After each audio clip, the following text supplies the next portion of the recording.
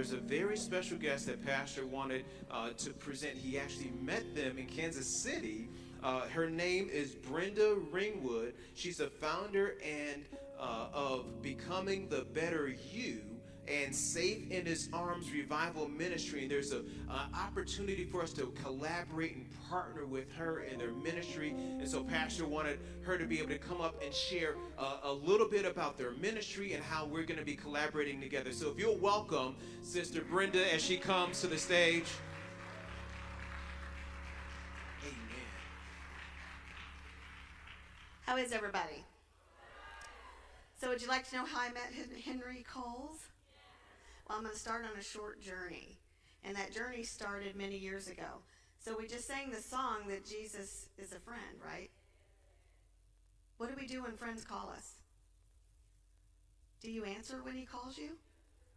Every time? Because when you let sin in your life, you're not answering. And my sin was so deep, that I wasn't listening anymore. My heart had become hard because I let people tell me how I needed to live my life. I let people control me. I was a believer as a little girl. Life happened. Rededicated my life in my 20s. And then sin kept creeping in, and it landed me in a jail cell. So the name Brenda means fiery sword. When you think of fire, what do you think of? Destruction, heat.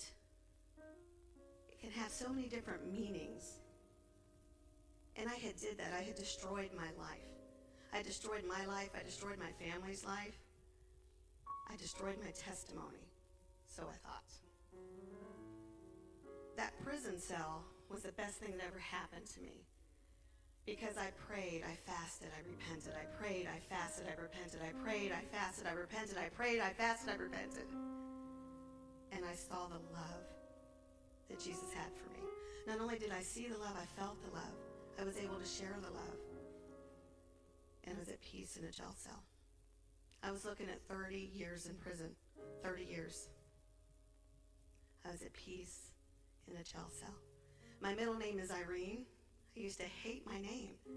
It was Brenda Irene Ring.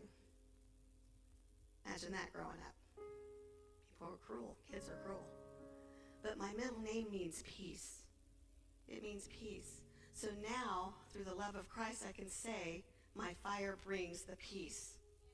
My fire brings the peace. Because Christ put peace inside of me. But it was always there. See, I wasn't answering the call when he called me. When he said, Brenda, I looked the other way. But when he said, Brenda, in that jail cell, I said, I'm here. I answered that call. My sentence was going to be 6.5 years, but I walked out 34 months early. I fasted, I prayed, I repented. I fasted, I prayed, I repented. My marriage of 37 years survived that. My relationships with my children survived that. My parents. And even some friendships. And those that didn't weren't really my friend. I said, I'm going to do your work. I realized that every word in that Bible was true. But then the words of Revelation 20:15 said, for those whose name is not written in the book of life will be cast into the lake of fire. And that was my calling. What a weird verse to be your calling. But it is our sole job on earth to glorify God. That's why we were here. That's why we were put here. And then you have to tell people. You have to share that news, that good news. So if your name's not written in that book, you're never going to see God. It's our job to make sure that those names are in that book. I walked out 44 months on a 72-month sentence with nothing. We had a house fire. God took our house. He took our cars. He took our things because I wasn't listening. Not only was I not listening, my family wasn't listening either. They let hate consume them. And the very things we were trying to save, he took out of our life so we could focus on him. And I can't speak for them, but I can sure speak for me. That jail cell brought my peace. And I said, God, I'm going to go forward. And I got told I was crazy. Nobody wants to hear your story. Nobody wants to hear what you got to say. So I created my own platform called Becoming the Better You to give other people a second chance. That if you want change, it can happen. And I wear a crown. Put your crown on your head. I am a child of God. I am royalty, therefore I can wear the crown. He gives me the permission to wear the crown. I am his daughter. You are his children. You are royalty. So that means you answer when you're called. You step up to do your duty. So we took it a step further and we created Safe in His Arms. Because that entire time that I was in that jail cell, I was held in his arms.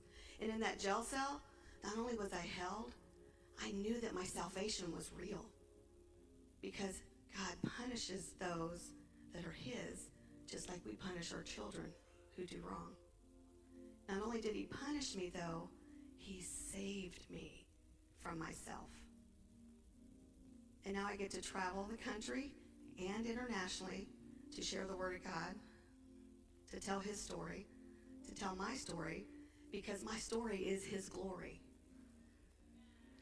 So we do revivals in churches all across America, and that's how I met Pastor Coles.